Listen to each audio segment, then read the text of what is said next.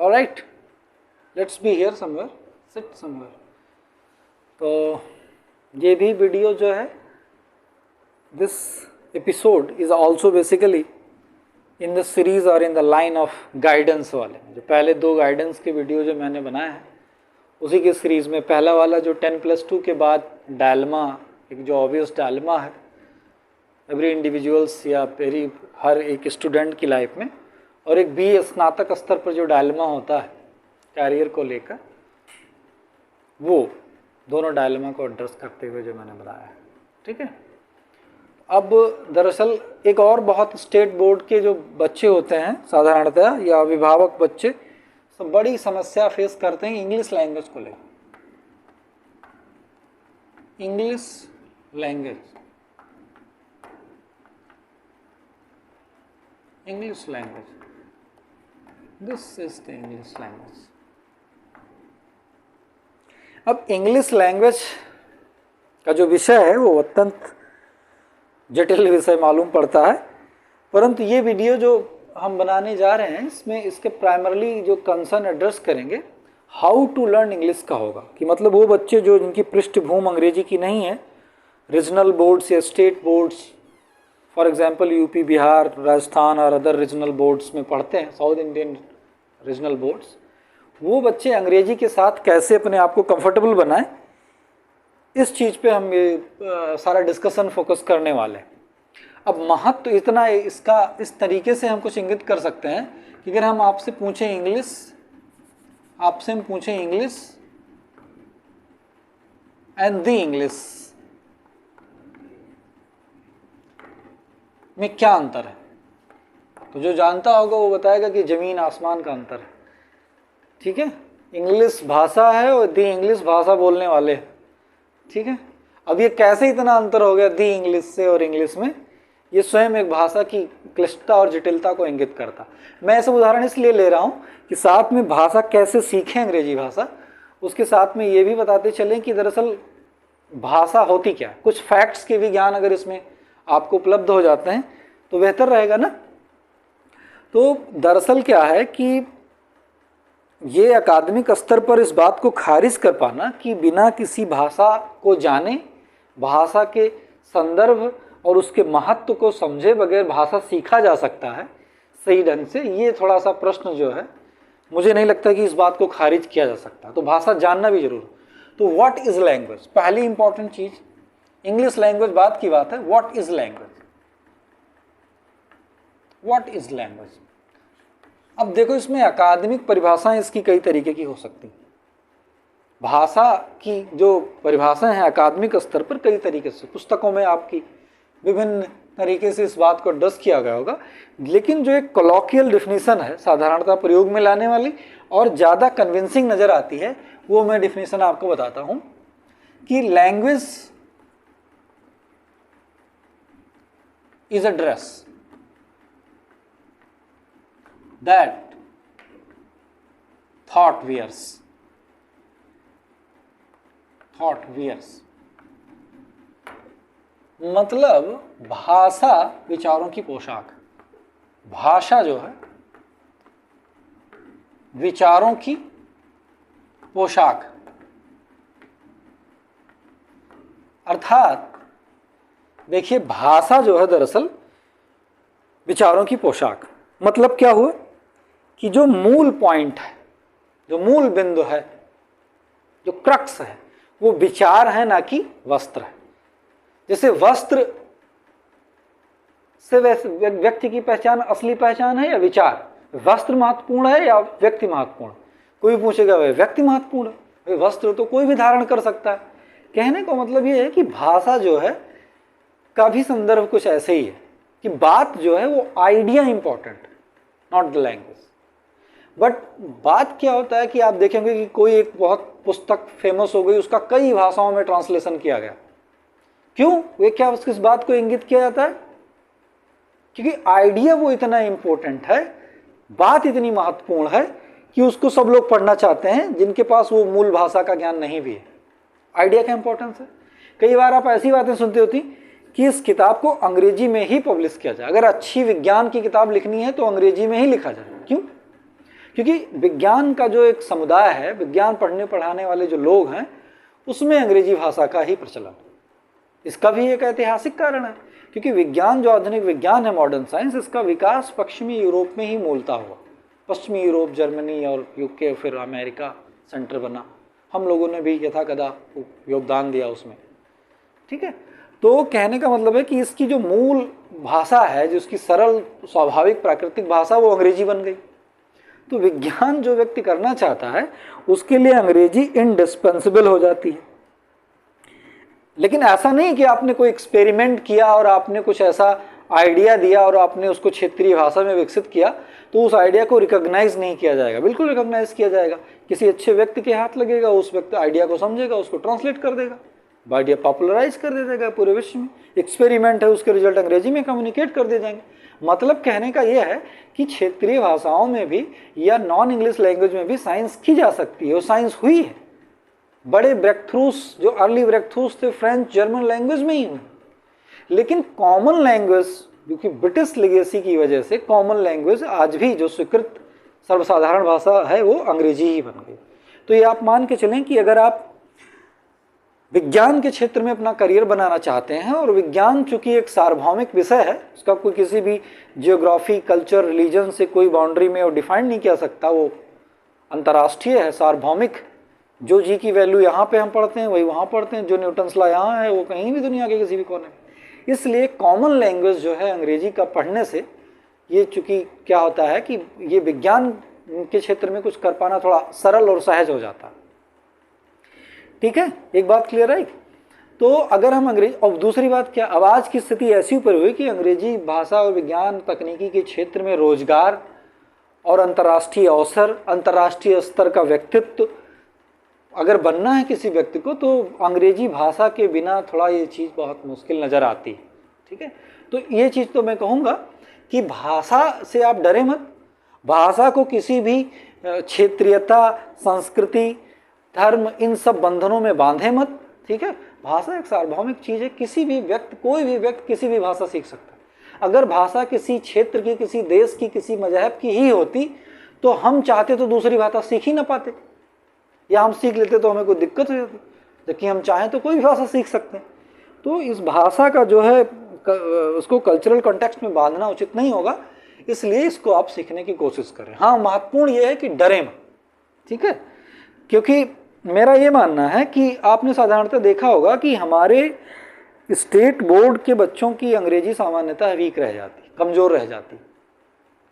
अब उसमें सही मायने में जो मुझे समझा, ना दोष अंग्रेजी का है, ना ही दोष जो है बच्चे का है। दोष जो है विद्यालय का है, क्यूरिकुलम का हो सकता है। मुझे लगता है विद्यालय और क्यूरिकुलम का भी दोष नहीं कहा जा सकता। सबसे ज़्यादा जो मूल अंतर मुझे मालूम पड़ता है कि भाषा कमज़ोर रह जाने का, वो अच्छे अध्यापक भाषा के उपलब्ध ना हो पाना। क्योंकि साधारणतः विद्यालयों में विज्ञान और तकनीकी विषयों पर बल दिया जाता है, भाषा का जो अध्यापक है वो उपेक्षित रह जाता है, चाहे वो हिंदी ही भाषा क्यों ना हो। अंग्रेजी का भाषा का तो फिर भी उसको थोड़ा उपयोगिता और महत्व मिलता है। क्षेत्रीय भाषाओं के अध्यापक जो है उपेक्षा का शिकार हो जाते हैं, और जब वो उपेक्षा कराते हैं तो उसका व्यक्ति, उस क्षेत्र में व्यक्ति मनों से और उत्थान के लिए और मेहनत से सश्रम कार्य नहीं करता, और बच्चे उस भाषा में आगे बढ़ नहीं पाते, है ना। क्योंकि देखो, जैसे भी मैं पिछले लेक्चर्स में ही इंटरेस्ट पे बात करता चला आ रहा हूँ।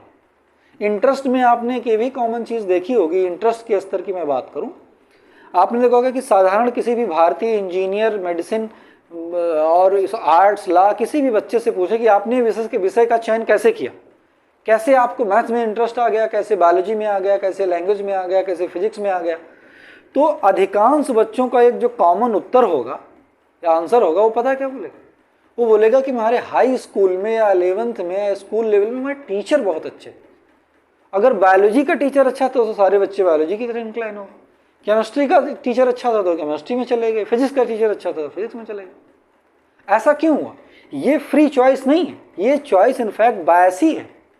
क्योंकि चूंकि बाकी विषयों के अध्यापक अपने विषय को उस स्तर पर प्रस्तुत और प्रभावित नहीं कर पाए बच्चे को, और किसी एक अध्यापक ने अपेक्षाकृत अपने विषय की प्रस्तुतिकरण अच्छे ढंग से किया, तो उसकी तरफ बच्चे अभिनत हो गए और उस क्षेत्र में चले गए, वही उनकी रुचि बन गई।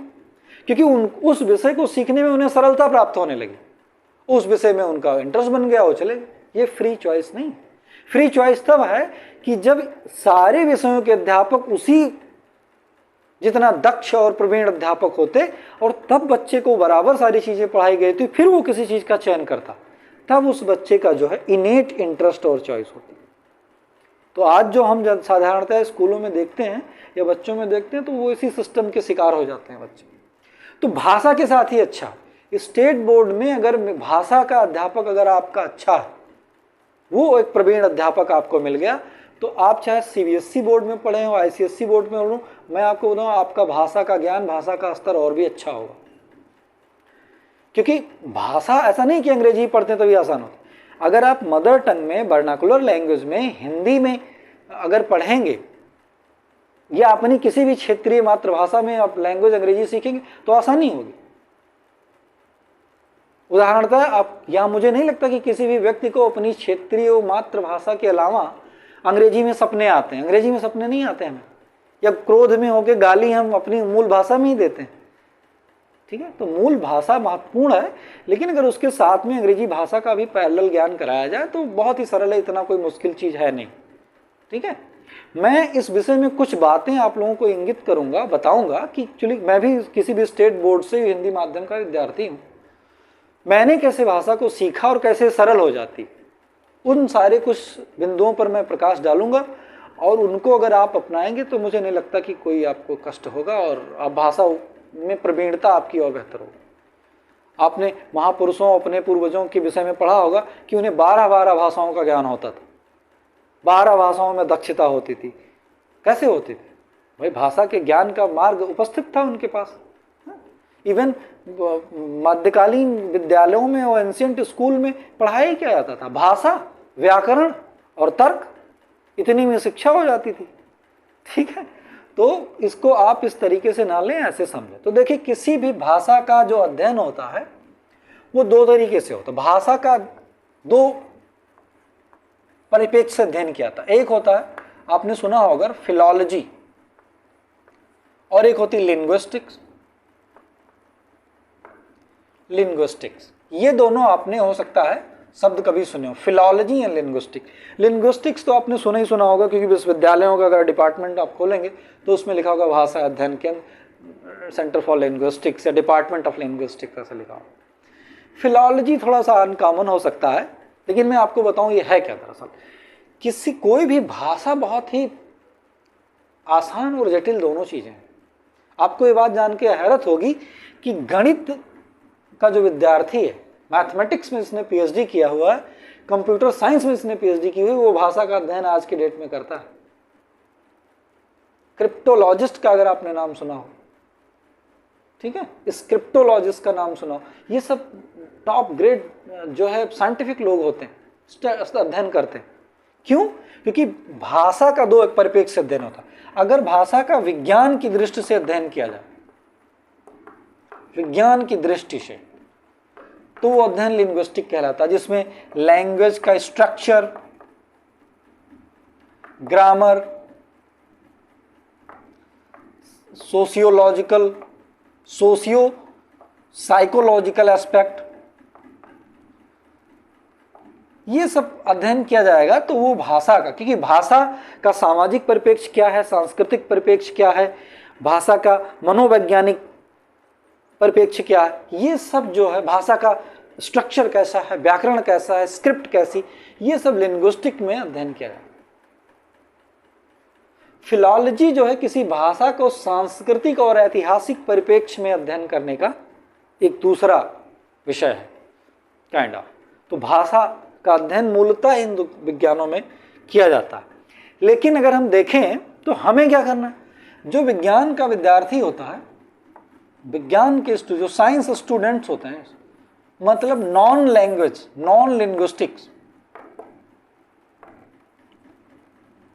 नॉन लिंग्विस्टिक्स एरिया में जो एक्सेल करते थे, साइंस के हैं, कॉमर्स के हैं बच्चे हैं, इंजीनियरिंग के हैं, मेडिसिन के हैं, इन व्यक्ति को भी स्कूली दौर में भाषा पढ़ाई जाती है, क्योंकि इनका जो आगे चल के विषय होगा, इवन अगर वो स्वयं लिंग्विस्टिक में ही मास्टर और बैचलर डिग्री करना चाहते हैं, विश्वविद्यालय में अध्ययन करना चाहते हैं, तो उनके लिए ज़रूरी है ही स्कूली स्तर पे भाषा का अध्ययन। अगर वो नहीं भी करना चाहते हैं, किसी भी इंजीनियरिंग मेडिकल प्रोफेशन में जाना चाहते हैं, तो भी उस प्रोफेशन की पूरी प्रैक्टिस किसी एक डोमिनेटेड लैंग्वेज में होगी, इसलिए लैंग्वेज का जो है इस्तेमाल बढ़ जाता है। और इंजीनियरिंग और मेडिसिन के प्रैक्टिस की, लॉ के प्रैक्टिस की जो भाषा, मूल भाषा है, वो तो अंग्रेजी ही डोमिनेटेड, ये तो आपको समझ में आता है। अंतर्राष्ट्रीय स्तर पर अगर किसी भाषा का, किसी भी इस विषय का प्रस्तुतिकरण करना है, अंतर्राष्ट्रीय कुछ ऑथरों को पढ़ना है, किताबों को पढ़ना है, तो आपको अंग्रेजी भाषा आनी ही आनी होगी, क्योंकि बिना आप बहुत स्टैंडर्ड किताब पढ़ेंगे तो उनका क्षेत्रीय रूपांतरण उपलब्ध ही नहीं है, तो कैसे पढ़ेंगे, है या नहीं। तो इसलिए लिंग्विस्टिक स्टडी या भाषा का ज्ञान आवश्यक हो जाता है। और हम फिजिक्स, केमिस्ट्री, मैथ के साथ साथ इसको अलग से मैथ के बराबर का ही दर्जा देके अगर ना भी पढ़ें, अगर उसको हम विशेष अप्रोच से ध्यान में देखें, साथ में लेते चलें, तो आप जो है भाषा की प्रवीणता और भाषा की दिक्कत आपको कभी नहीं आएगी। इस क्षेत्र में मैं कुछ की पॉइंट्स बताऊंगा, उसको आपको ध्यान देना। और उसके बाद आपकी भाषा अगर सरल ना हो गई और भाषा में आपकी रुचि न बढ़ गई, तो फिर आप मुझे बताना, ठीक है।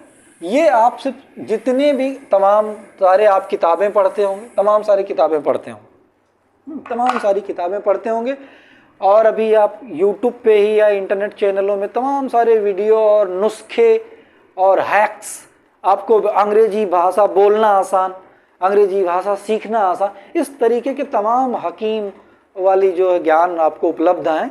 लेकिन मुझे लगता है कि वो किसी न किसी उपयोगी होंगे, जाहिर सी बात है उपयोगी होंगे, लेकिन मैं अपने विषय में बात करूं तो मुझे उसने जो है कोई भी विशेष मदद प्रोवाइड ना तो की, ना मुझे ज़रूरत पड़ी।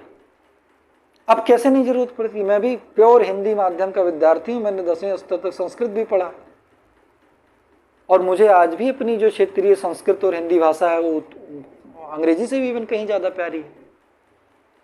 तो कहने का मतलब क्या, अप्रोच क्या रखें हम, अप्रोच क्या रखें। उन हकीमों की बातें अगर आपके लिए उपयोगी हों, मुझे इस बात से बिल्कुल नहीं लेना देना। अगर आपकी चीज़ें वो उपयोगी हैं, आप उन्हीं से सीख सकते हैं तो बेहतर है।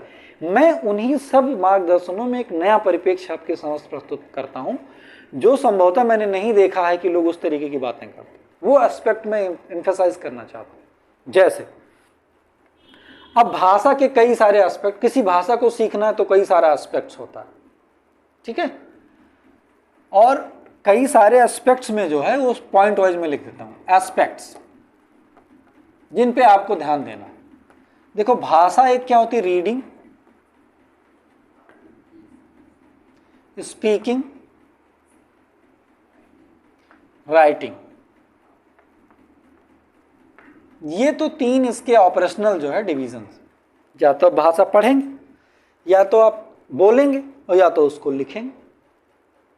अगर इसको और हम सिंप्लीफाई करें तो भाषा का बेसिकली स्ट्रक्चर डाउन करें, तो अगर उसको हम इस तरीके से करें कि भाषा में और दो मूल आवश्यकताएं जो हैं वो किसकी किस चीज़ की होंगी। एक तो वोकैबुलरी की होंगी, वोकैबुलरी शब्दकोश, इसके बिना भाषा नहीं है। और दूसरी क्या होगी, प्रोनाउंसिएशन,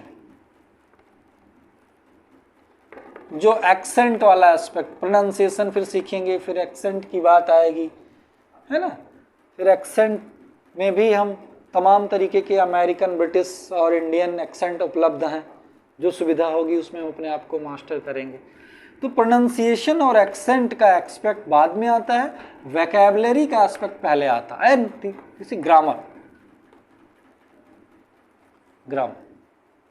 कुछ लोग कहते हैं कि स्पीकिंग, ये आपने सुना होगा, कुछ लोग कहते हैं स्पीकिंग लैंग्वेज में ग्रामर की कोई आवश्यकता नहीं हो। ऐसा नहीं, बिना ग्रामर के भाषा शुद्ध रूप से भाव, आपके जो विचार हैं वो व्यक्त किए ही नहीं जा सकते। दो ही तो चीज़ आवश्यक है। पहली बात तो मेरा तो इतना साइको लिंग्विस्टिक एस्पेक्ट को अगर मैं एम्फसाइज करूँ तो मेरा तो ये मानना है। अब आप बताओ, किसी भी रासायनिक प्रयोगशाला में आप गए हो, वहाँ कोई भी केमिकल उपलब्ध ना हो, फिर नया कंपाउंड आप बना सकते हैं? नहीं बना सकते। तो words are like a reagent to synthesise a notion और आइडिया। किसी भी भाव को, किसी भी तथ्य को, किसी भी विचार को, कंक्रीट विचार को संपूर्ण रूप से व्यक्त करने के लिए शब्द उसी तरीके से आवश्यक हैं जैसे किसी कंपाउंड या किसी भी यौगिक के निर्माण के लिए तत्व आवश्यक, रिएजेंट आवश्यक, उस तरीके से आवश्यक। तो in a laboratory of mind, if you don't have a reagent of words, you can not synthesize a statement.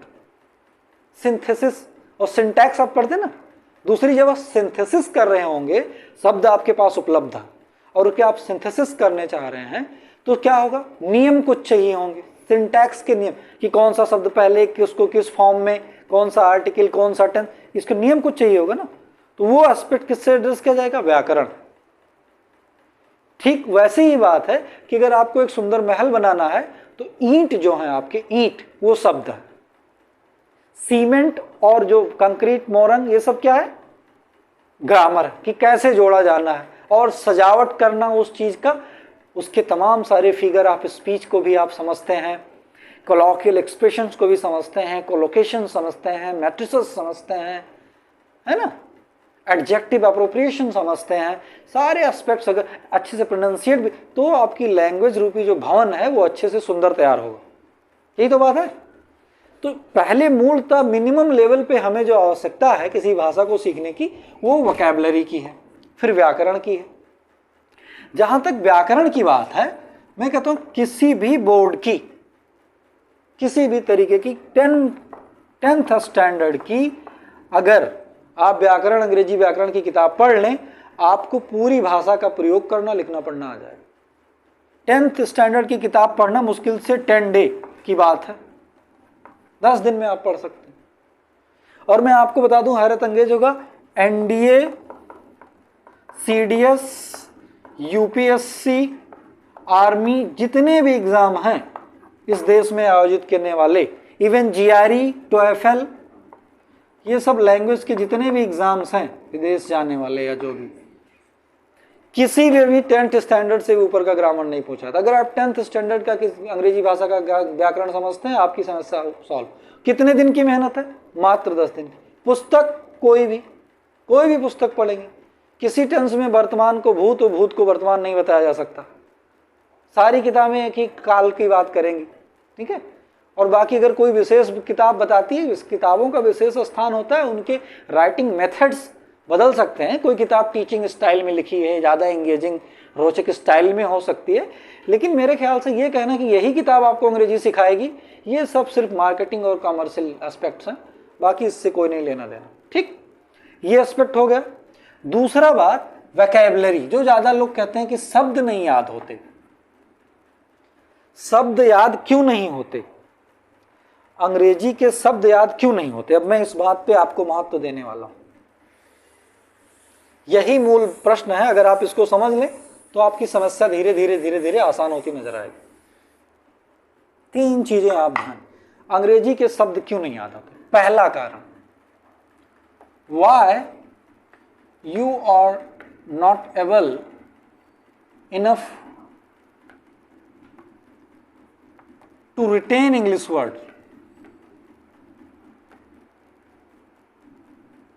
To retain English word, क्यों आप याद नहीं रख पाते शब्द। पहला कारण, शब्दों का प्रोनाउंसिएशन ठीक ना होना, इनएप्रोप्रिएट प्रोनाउंसिएशन।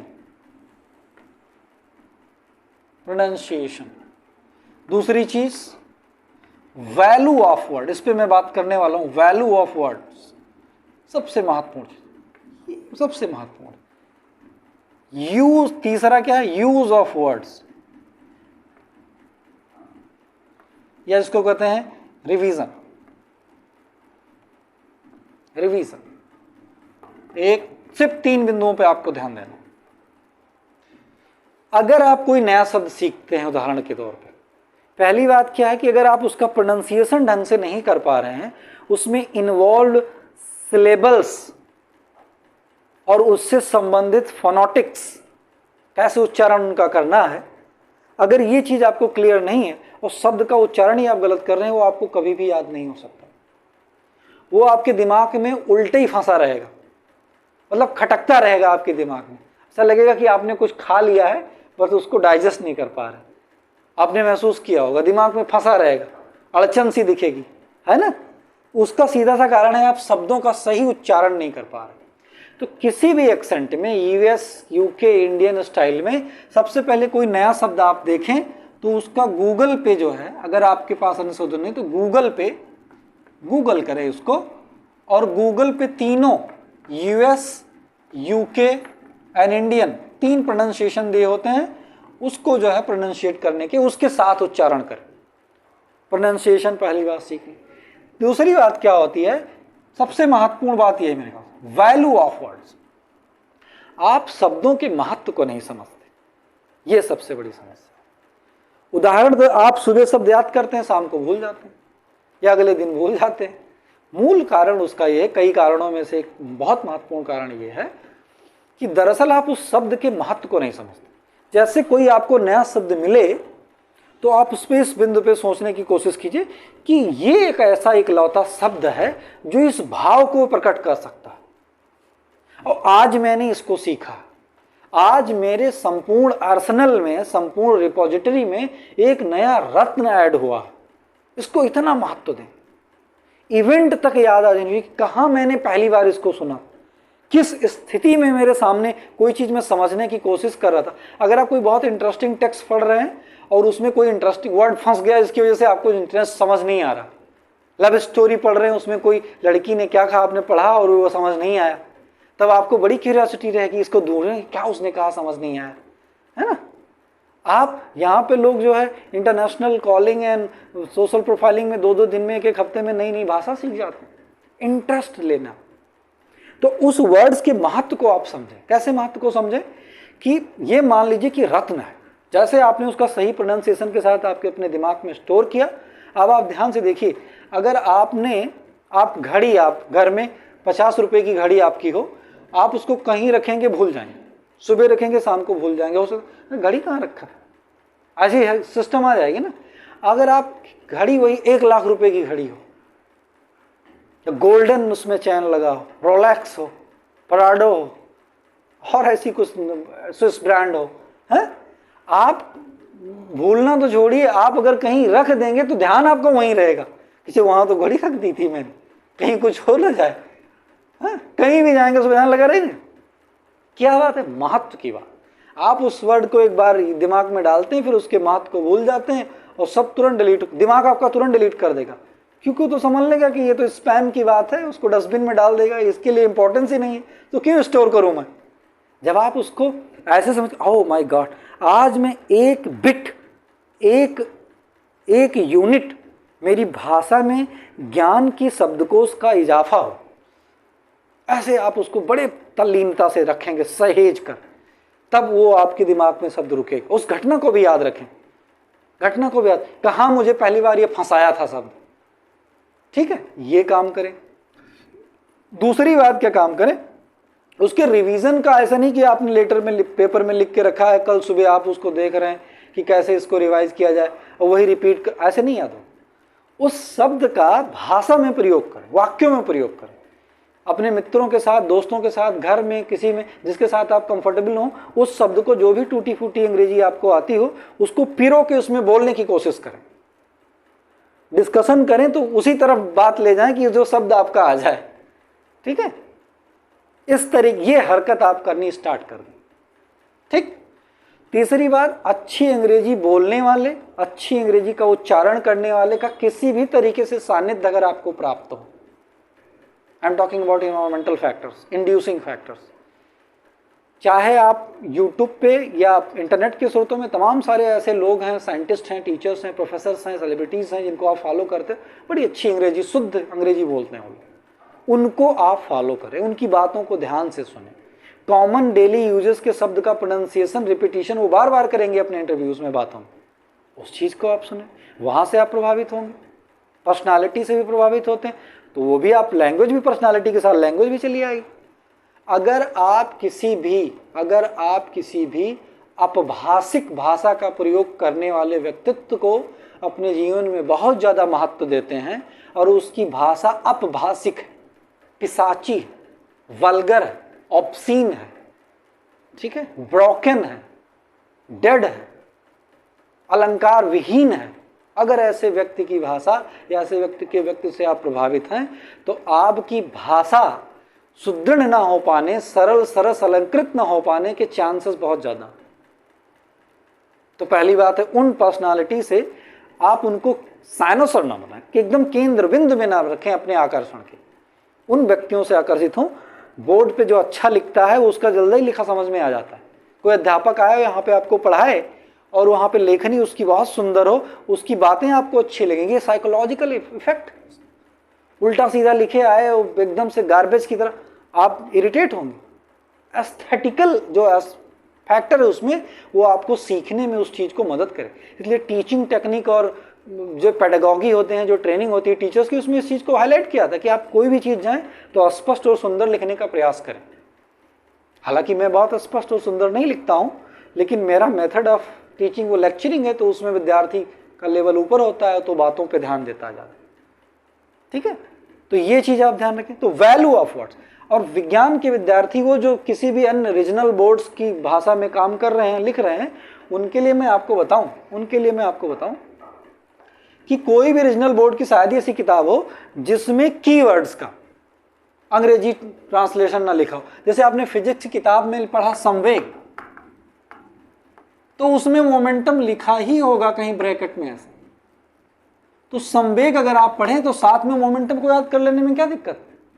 आपने पढ़ा घर्षण, तो फ्रिक्शन लिखा होगा उसमें, फ्रिक्शन। ये टर्मिनोलॉजिकल वर्ड्स हैं, इनके बगैर विज्ञान नहीं किया जा सकता। और ये टर्मिनोलॉजीज अगर आपको आ गई, आपके दिमाग में कंठस्थ हो गई, तो भाषा आप धीरे धीरे जोड़ फोड़ लेंगे, दिमाग आपका खुद भी सिंथेसाइज कर लेगा। ठीक, तो पारिभाषिक शब्द जिनको बोलते हैं टर्मिनोलॉजिकल वर्ड, जैसे आप जीव विज्ञान कर रहे हैं तो cell differentiation, cell anatomy, biology, है ना, ये सब वर्ड कॉमन। केमिस्ट्री करेंगे reduction, oxidation, precipitation, solution, collusion, ठीक है, डिसोल्यूशन, ये सब आना ही आना। आई बात समझ। तो अगर इस तरीके से आप अप्रोच रखें कि पारिभाषिक शब्दों को आप किसी भी बोर्ड में पढ़ रहे हो, कर्नाटक, कन्नड़, तमिल, हिंदी, संस्कृत, उर्दू, किसी भी भाषा में पढ़ रहे हो, तो पारिभाषिक शब्दों को आप जो है विशेष ध्यान दें, उन्हें याद। तरंग पढ़ा तो वेव क्यों नहीं आपको आना चाहिए, तुरंत वहीं पे देख लें। इंटरफेरेंस, डिफ्रैक्शन, रिफ्रैक्शन, विवर्तन, प्रत्यावर्तन, याद रखने में कोई बड़ी गलत बात थोड़ी ना, और आसानी से याद भी हो जाएगा आपको। बार बार परिभाषा पूछी जाती है, लिखा जाता है, तो ये चीज पे भी आप जो है महत्व दें कि पारिभाषिक शब्दावलियों को जो है उसको बोलते हैं पारिभाषिक शब्दावलियों, इस पे ध्यान दें। टर्मिनोलॉजिकल वर्ड,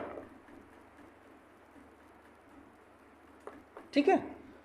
अपने मित्रों के बीच जब भी आपके वर्ड्स हो जाए, इनकी प्रैक्टिस की बात है, तो आप अपने बातचीत के क्रम में, वार्तालाप के क्रम में उन शब्दों के समावेश की पूर्ण चेष्टा करें।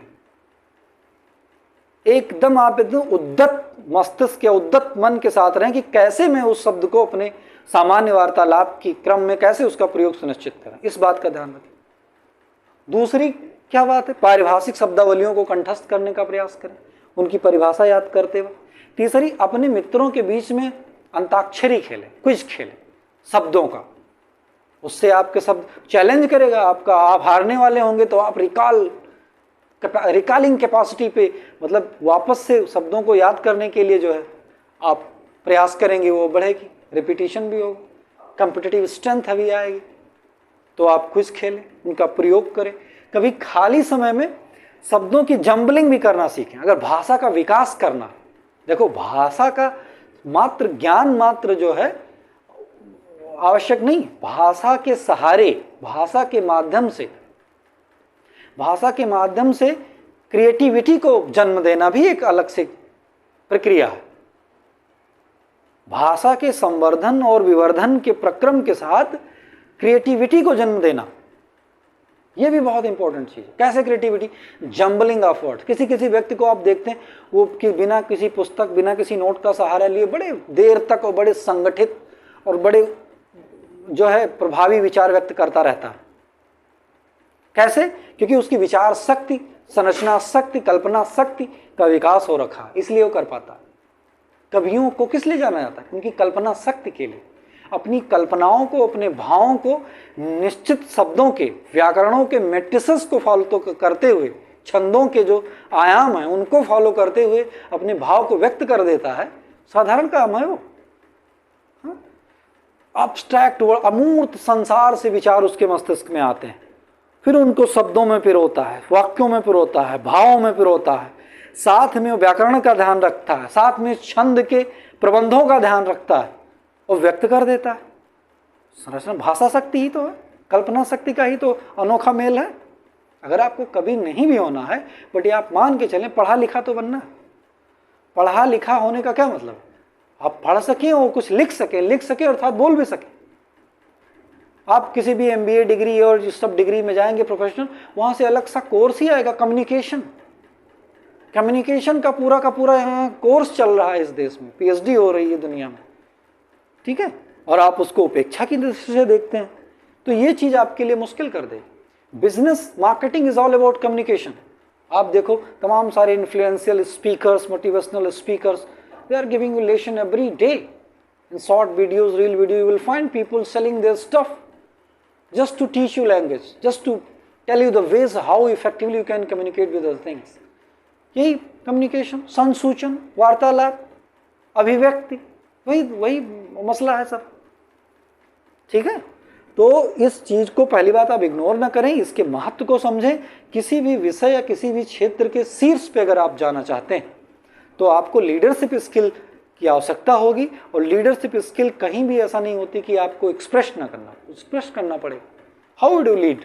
डंडे से थोड़ी ना लीड करोगे, विचारों से, बातों से, विभाषणों से, कार्यों से। अपने कार्य भी एक भाषा ही है, कार्य को बहुत प्रभावी भाषा बोला गया, जो कहते हैं ना action speaks louder than words. तो क्या है, कार्य वहां पे भाषा के तौर पे काम करती, सांकेतिक भाषा, दृढ़ भाषा होती है, ठीक है। तो भाषा, उसके महत्व को आप समझें, इसको यूज करते रहें लगातार आप सेंटेंसेस में, और जंबल करने की कोशिश करें वर्ड। जैसे आप अंग्रेजी में एक फिगर ऑफ स्पीच होता है जो स्कूल के सिलेबस में नहीं होता, बाहर होता है, लेकिन स्कूल की भी पोएट्रीज में कई ऐसे पोएट्स हैं जिनमें उसका प्रयोग किया जाता है। जैसे figure of speech, transferred epithet figure of speech, ये क्या होता है? ट्रांसफर्ड, इसका उदाहरण मैं बताता हूं। Transferred epithet figure of speech, ये आपने कभी सुना हो? मुझे आज भी याद है, जब मैं 12th में था तो मैंने कविता पढ़ी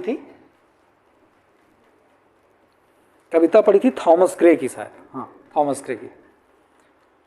उसमें उस कविता में था दरअसल एक वर्ड आया था, वियरी वे, एक शब्द आया था वियरी वे, WEARY, वियरी वे, एक वर्ड आया था। वे का मतलब क्या है? रास्ता। वियरी का मतलब क्या होता है? अब रास्ते के का जो एडजेक्टिव होगा वो किसी न किसी एडजेक्टिव के क्लास में आएगा, चाहे एडजेक्टिव ऑफ मैग्नीट्यूड हो, चाहे एडजेक्टिव ऑफ क्वालिटी हो, एडजेक्टिव ऑफ मैनर हो, कुछ ऐसे तरीके। लेकिन जहां कहीं भी किसी भी संज्ञा से उसके सामने लगा विशेषण उसके मूल चरित्र या मूल गुण को अगर संबंध नहीं करता, फिर भी उसे प्रभावित कर रहा होता है, उस चीज को बोलते हैं ट्रांसफर्ड। वेरी का मतलब होता है थका हुआ। अब रास्ता कैसे रास्ता थोड़ी ना थकता है, इंसान थकता है।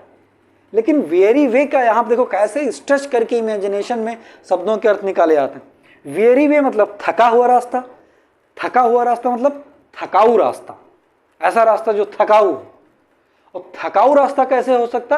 टेढ़ा बेढ़ा रास्ता, ऐसे रास्ता, ऐसे टेढ़ा बेढ़ा जो रास्ता होगा तो क्या बोलेंगे? Very way. खेतों के मेड़ से आप जा रहे हैं, इस मेड़ से उस मेड़ पे ऐसे तिरछे कीचड़ है, इधर हुए उधर हुए, नॉट अ स्ट्रेट पैथ, थ्रोफेयर नहीं, वेरी वे।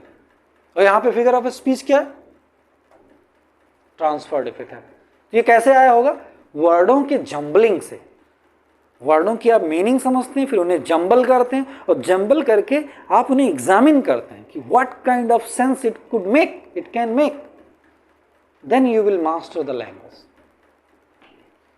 और एक बार आपने भाषा सरल कर दिया, फिर सारे संसार के जो साधन है, स्रोत है, जैसे एटलीस्ट अंग्रेजी साहित्य के जितने भी स्रोत हैं, पूरा का पूरा साइंटिफिक लिटरेचर आपके लिए एविडेंट हो गया, क्लियर हो गया। आप scientific notion, scientific fact, scientific ideas को एक्सप्रेस कर पाओगे बेहतर ढंग से, बेहतर ढंग से एक्सप्रेस करोगे, कन्विंसिंग पावर ज़्यादा होगी उसमें। कन्विंस तो करना पड़ेगा किसी चीज़ को, कोई भी काम कर दिया तो आपने कन्विंस करना पड़ेगा उस काम से। तो these 3 things I will repeat it, कि proper pronunciation of the words, finding the value of the words and terminologies, and then repetition by the methods I have told you. ये सब रिपीट करने के तरीके जो मैंने बताए, अगर आप इस पे ध्यान रखेंगे तो आप भाषा में निपुण हो जाएंगे, आपको पता भी नहीं चलेगा कब है। अन्यथा आप हकीमों के यहाँ टहलते रहेंगे और हकीम आपको ज्ञान के बाद ज्ञान देते रहेंगे, अगर आप अमल नहीं करेंगे उस पर तो दिक्कत होगी। हकीम सहायता नहीं कर सकता आपको, हकीम कितनी भी आपको दवा दे दे।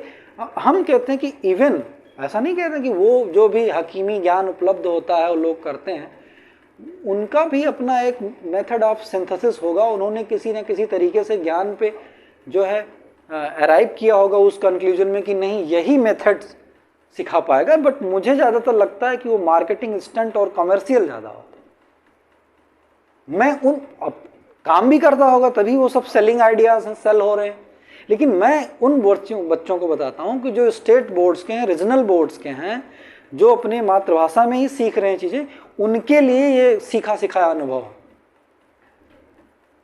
सबके लिए उपयोगी भी नहीं हो सकता है। ये कोई हार्ड एंड फास्ट रूल नहीं है, बहुत ही सब्जेक्टिव ओपिनियन है, गाइडेंस है। लेकिन अगर आपने वो सब हकीमी ज्ञान ट्राई किया हो तो मैं एक बार जो कह रहा हूँ इसको भी एक बार ट्राई करके आप देखें, कुछ दिन देखें, फिर आप देखिए कुछ फर्क पड़ता है। नहीं तो आपको कोई ऐसा सिखाने वाला मिल जाए कि सीखने से ज़्यादा उसके नियम ही हो, नियम ही आप सीख पाएँ, विषय सीख ही ना पाएँ, है ना। शिक्षक का कार्य होता है या किसी व्यक्ति सिखाने का कार्य होता है कि कम से कम नियम बताया आपको। जैसे मैंने यहाँ पे 3 एस्पेक्ट्स आपको बताया, मैं चाहूँ तो इसमें 13 एस्पेक्ट भी बता सकता हूँ, 10 एस्पेक्ट भी बता सकता हूँ। कम से कम नियम जब बनाएगा तो आपके पास में दिमाग नियम स्टोर करने के लिए कम स्पेस रहेगा और चीज़ें जल्दी आप सीखोगे।